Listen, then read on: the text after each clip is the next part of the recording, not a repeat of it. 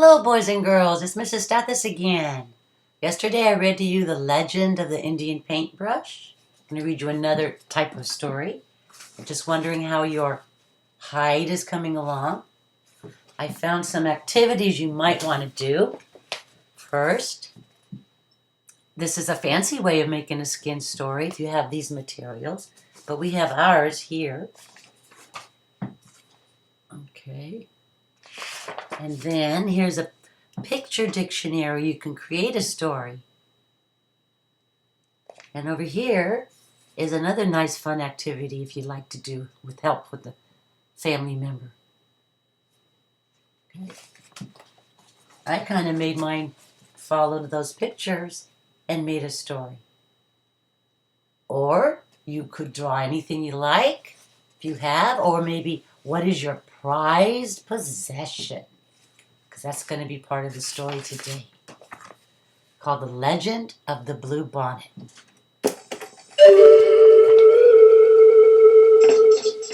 Great spirits, the land is dying. Your people are dying too. The long line of dancers sang. Tell us what we have done to anger you. End this drought. Save your people. Tell us what we must do so you will send the rain that will bring back life.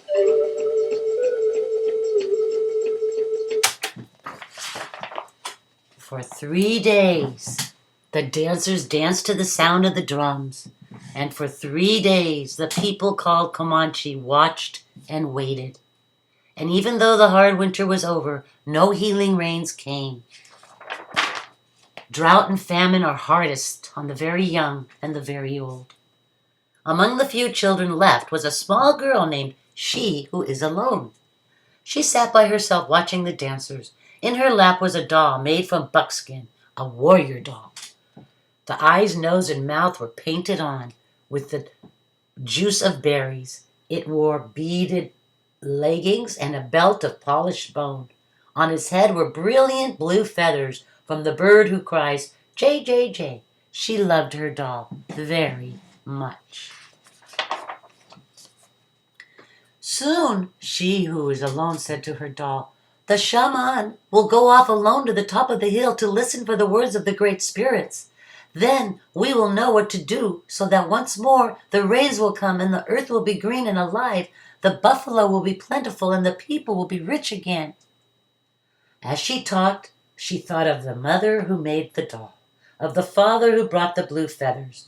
She thought of the grandfather and the grandmother she had never known. They were all like shadows. It seemed long ago that they had died from the famine. The people had named her and cared for her. The warrior doll was the only thing she had left from those distant days.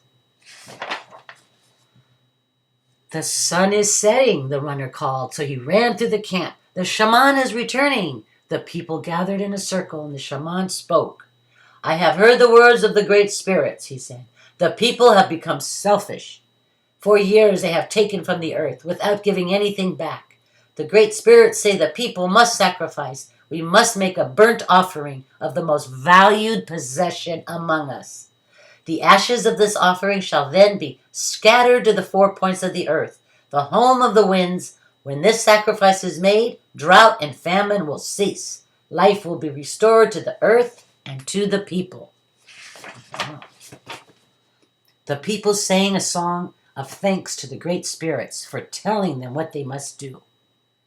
I'm sure it is not my new bow that the great spirits want, a warrior said. Or my special blanket, a woman added, as everyone went to their teepees to talk and think over what the great spirit had asked. Everyone, that is, except She Who Is Alone. She held her doll tightly to her heart. You, she said, looking at the doll, you are my most valued possession. It is you the great spirits want. And she knew what she must do. As the council fires died out and the teepee flaps began to close, the small girl returned to the teepee where she slept to wait. The night outside was still, except for the distant sound of the night bird with the red wings. Soon everyone in the teepee was asleep except she who was alone. Under the ashes of the teepee fire, one stick still glowed. She took it and quietly crept out into the night. She ran to the place on the hill where the great spirits had spoken to the shaman. Stars filled the sky, but there was no moon. "Oh, great spirits," she who was alone said, "here is my warrior doll. It is the only thing I have from my family who died in this famine. It is my most valued possession. Please accept it." Then, gathering twigs, she started a fire with the glowing fire stick. The small girl watched as the twigs began to catch and burn. She thought of her grandmother and grandfather, her mother and father, and all the people, their suffering, their hunger, and before she could change her mind, she thrust the doll into the fire.